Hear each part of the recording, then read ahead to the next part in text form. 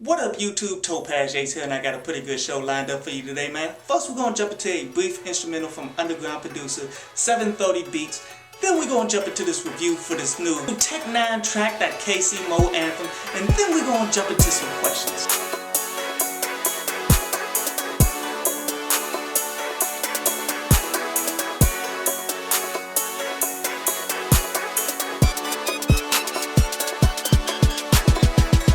So this Tech N9ne KCMO Anthem, man, and this is his celebratory track that he made for Kansas City Royals for winning the World Series. And who the fuck saw that shit coming, my dude? At least before the season and shit, man. Because I remember all throughout my life, Kansas City Royals have been a fucking terrible team, dude. And for them to win the World Series, something I never thought I would fucking see. I mean, I'm not a huge baseball fan, but I tend to watch little bits and pieces of the playoffs and shit. And which I'm not mad at Tech N9ne for doing that, man. He's one representing his city. He's pretty much being happy for what happened and such. And this could be really great promotion and such because, as I've told people consistently in the past, when Khalifa made that black and yellow track, the Pittsburgh Steelers went on ahead and bought that song off of him because they really just fucked with it like that, man. So he could actually come up on some bread. This could be a lot of promotion if it catches on. But yet musically, I don't think it will because it feels rather rushed. Like, quite honestly, man, he should have been working on this one track in particular from the entire time that the World Series began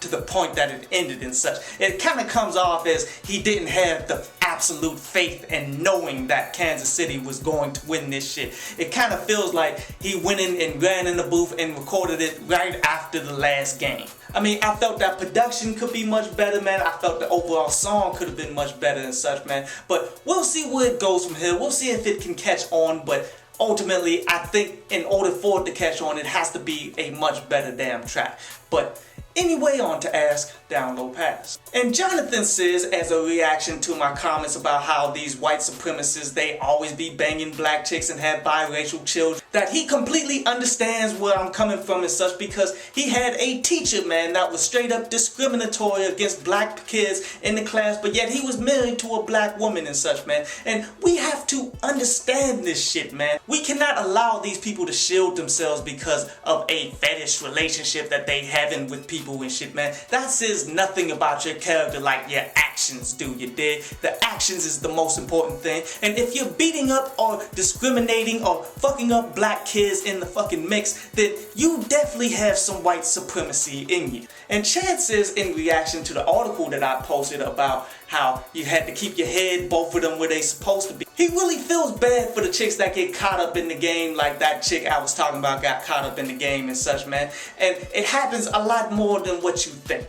And I feel you 100%, man, but ultimately these chicks have such poor decision-making skills and such, man, that it ultimately comes back to bite them, and you cannot be involved on that shit because if you're around somebody making such poor decisions, they're gonna try to make you do these poor fucking decisions with them.